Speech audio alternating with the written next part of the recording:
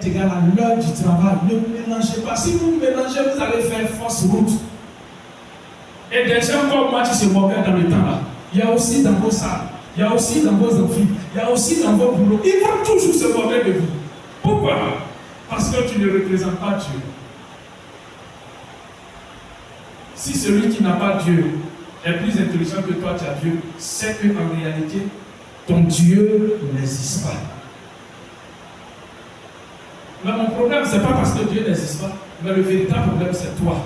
Donc, à partir d'aujourd'hui, là, organise ta vie. C'est vrai, il y aura des heures de prière, tu respectes. Mais quand il y a des heures de, comment on appelle ça, d'études, il faut aussi bosser. On ne va pas s'asseoir là.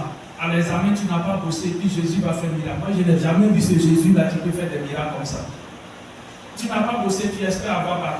Tu n'as pas bossé, tu espères avoir BPC. Tu n'as pas bossé, tu espères avoir concours. Dieu va te donner. Mais si c'est ça, nous tous on va s'asseoir. Parce que Dieu, là, il n'est pas un Dieu d'injustice, il est le Dieu de la justice. Donc, pendant que le père est en train de bosser, et que toi, tu es en train de te promener, où tu passes tout ton temps en ligne, ta Bible. Ah, il y a un sérieux problème. Je ne dis pas de ne pas lire ta Bible. Ce que je suis en train de te dire, je veux simplement que tu fasses la part des choses. Est-ce que je parle à quelqu'un? Je ne suis pas en train de te frustrer. Hein? Tu comprends? C'est parce que nous tous, nous avons vécu ces choses. Et moi, de ma position, lorsque j'entends les gens dire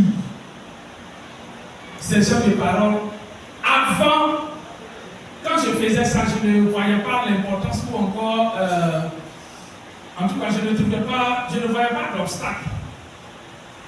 Mais quand je suis devenu enfant de Dieu, j'ai compris qu'en réalité, c'était véritablement une moquerie à l'endroit des enfants de Dieu. Et moi, j'ai décidé de ce fait-là, de parler souvent aux élèves pour dire, vous savez, nous tous on est passés par là, mais le plus important c'est quoi? Bosser. Quand le temps de Dieu arrive, moi je n'ai jamais imaginé qu'un jour j'allais attraper le micro pour parler de Dieu. Jamais de la vie. En amphi, on me connaît. Jamais de la vie. Tu ne peux pas me prêcher de Jésus. Tu ne peux même pas parler de Jésus. Il y a une fille qui s'est trompée en train d'exposer de poésie, c'était la poésie africaine à l'université en 15e année. Elle s'est trompée pendant qu'elle était en train de faire, elle a dit Alléluia. Écoutez-moi, nous tous on a commencé à rire, dit oh Dieu, mais quelle histoire d'exposer où Jésus vient sortir dans cette histoire? On se moquait. Vous voyez, on se moquait. Je n'ai jamais pensé un instant que je pouvais être là pour parler de Jésus. Mais je sais une chose, ce qui t'appartient, t'appartient. Ce qui a été prédestiné, personne ne peut dévier cela. Alléluia. Je vais vous inviter à aimer Christ. Il n'avait pas semé la division autour de vous. Il n'avait pas semé la division. La division, c'est la part du diable. C'est la rébellion. Et c'est ce qui a fait précipiter le diable sur la terre. Parce qu'il a voulu prendre la place de Dieu. Que Dieu. Habakkuk dit, j'étais à mon poste. Donc, si Habakkuk était à son poste, ça veut dire que chacun a son poste. Donc que chacun soit à son poste dans le mouvement que vous avez créé. Que les chefs soient à leur poste. Que les organisateurs soient à leur poste. Que ceux qui vont donner les enseignements, les exhortations, tout ce qu'ils vont vous allez donner là, que chacun soit à son poste.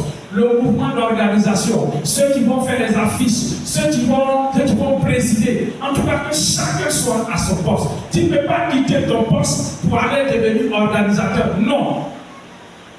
Qui vient la discipline? Alléluia. Qui vient la discipline? Et puis vous serez aussi tenté beaucoup. J'aime pas trop parler de ça. Mais en tant que jeunes, nous sommes beaucoup tentés par les histoires de femmes, les histoires de garçons. C'est pas facile parce qu'on est tous passés par là. Mais je pense que le plus important, regardez, c'est une histoire de grâce. Je vous dis que c'est une histoire de grâce. C'est pas parce que tu es fort, c'est pas parce que tu es fort. Il y a des gens qui ne sont jamais tombés dedans, qui sont restés puissants et puissants. C'est pas parce que toi tu es fort, hein, ou bien parce que tu es fort. C'est une histoire de grâce. Continue de rendre grâce au Seigneur de te préserver. Mais pendant que tu es en train de rendre gloire au Seigneur, prie aussi pour ceux qui sont tombés, pour que ces personnes aussi arrivent à faire comme toi. Je vous dis une chose, la chose qui contamine, c'est quand toi tu n'es pas dans la chose et que tu vois ton ami en train de faire et que tu critiques cette personne, le lendemain la chose va t'arriver. On est tous passés par là. Je vous dis, on a tous passé par là. Dans le temps, on a eu des amis. Et puis on se moquait chaque fois, on les critiquait, on disait, mais pourquoi on fait ça? C'est pas bon, c'est pas bon. Les mois qui ont suivi, tout le monde tombait.